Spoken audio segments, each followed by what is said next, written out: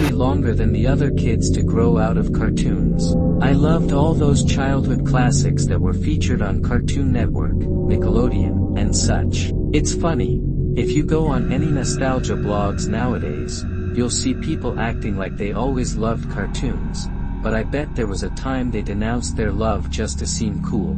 Anyway, this carried over when I was in my early years of high school. Bored in class, everyone was just doodling away on Paint, playing Flash games, or reading random pages found on the web. We had one of those teachers that never really cared about what we did as long as the work was done. My favorite cartoon at the time, which I was binge watching, was Batman, the animated series. Out of boredom, I was just searching random pages on search engines. First, I typed in Batman, the animated series trivia, which brought up a plethora of random facts about the show. I then found some interviews about the behind-the-scenes process and the making of the show, which was pretty interesting. After hearing the same facts over and over, though, I changed things up a bit.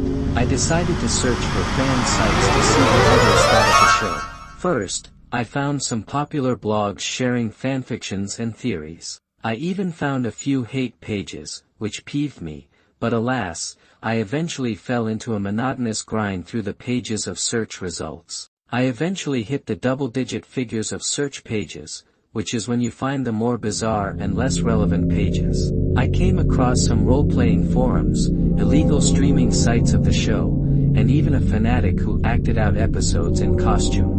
I was just mindlessly clicking through these until I hit a generic yet amateur-looking page. It had a typical spiel about how the creator loved the show, and there were pages of commentary written on an episode-by-episode basis. I was curious, but as I was getting into things, a pop-up appeared. You have been selected for a chance to win $100,000. Obviously, I had been warned by my parents to be cautious about things that seemed too good to be true, but I was also at that age where I felt I was destined for something special, and this could be it. I hesitantly clicked on it, and it led to a questionnaire, one question at a time. First, it asked a generic question about Batman. Luckily, I had been reading all the hidden details of the show and proudly clicked the right answer in the drop-down. Correct, it congratulated me. This gave me a great feeling and a small shot of adrenaline. This could be it. I could be rich in a matter of seconds, was the thought racing through my mind. Then came the next question. What is your name? I was hesitant now. I had been especially warned never to fill in personal details on the internet. Class was ending soon, and I needed to be fast. If I answered, I could get in trouble, and if I left it, this opportunity would slip me by. In a panic, I looked around my class for inspiration. My eyes met the people in my class, and then I came up with a genius idea.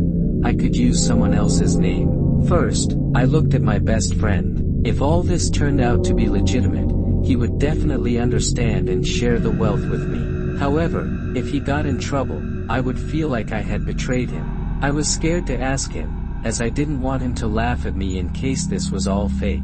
Next, I turned to the big kid at the back of the class. Pete was basically the school bully. I thought if things went sour, I wouldn't mind him taking the fall. He'd gotten away with so much in this school that anything bad happening to him would be karmic justice. But then I thought of the potential good, and how he wouldn't even think twice about keeping all the money to himself. Time was running out, and I had to act quickly. I could see some people packing away their stationery early to leave quickly for the upcoming lunch break. Then the perfect idea hit me. Dexter. He was basically the class nerd. His name didn't help, leaving him with the most cliché nickname, Poindexter. He was weak-willed and easily pushed around, a bad quality to have, but if he got the money, I could easily sway him into being on my side and splitting the food with me. And if things went sour, I could easily deny any connection. I didn't really have much interaction with him, and I wasn't that type of kid, so no one would suspect me. It was the perfect choice. I quickly typed in his name, which led to a box for his address. I had it on hand from his birthday party flyer, which no one showed up to. It would have been social suicide to have gone. I pulled out the creased flyer from my backpack and hastily filled it in. After that, the pop-up just thanked me and closed. It was anticlimactic, to say the least. It was just in time, though, as everyone was flooding out for lunch, and I didn't want to look suspicious,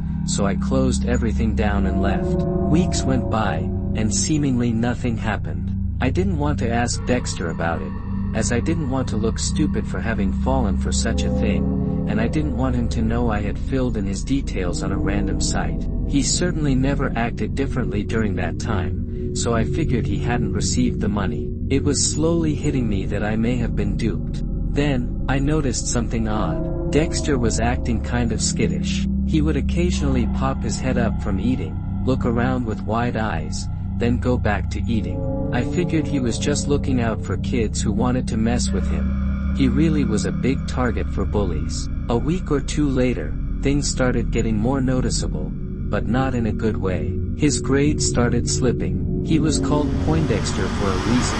He was so smart. He usually knew things the teachers didn't. But now, he was noticeably lacking behind. His behavior was becoming more erratic too. He would sometimes lash out at other kids if they walked too close to him. He would start screaming seemingly at random. This started to distress the other kids, me included, and Dexter had to be sent out every so often to calm down. I started to feel like this was my fault. I mean, I put together that this all started after I filled in his details on that pop-up. Then, he stopped showing up completely. When I asked my parents about it, they were oddly quiet. A week later, all the parents, seemingly at the same time, started telling us that Dexter had been moved to a special needs school. Some kids didn't believe it, but it was repeated enough that we accepted it as truth.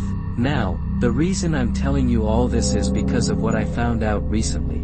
I found out what really happened. He didn't move. He was kidnapped. On his bed was a note in barely legible, scratched writing saying, "Dexter is a greedy boy, Dexter is a greedy boy, Dexter is a greedy boy," over and over again. They found his body stuffed with stolen money.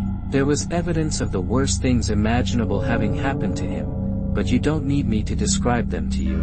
It was decided to be kept from the kids to stop fear-mongering and trauma. But I know what I did, and I think I may have gotten my classmate killed.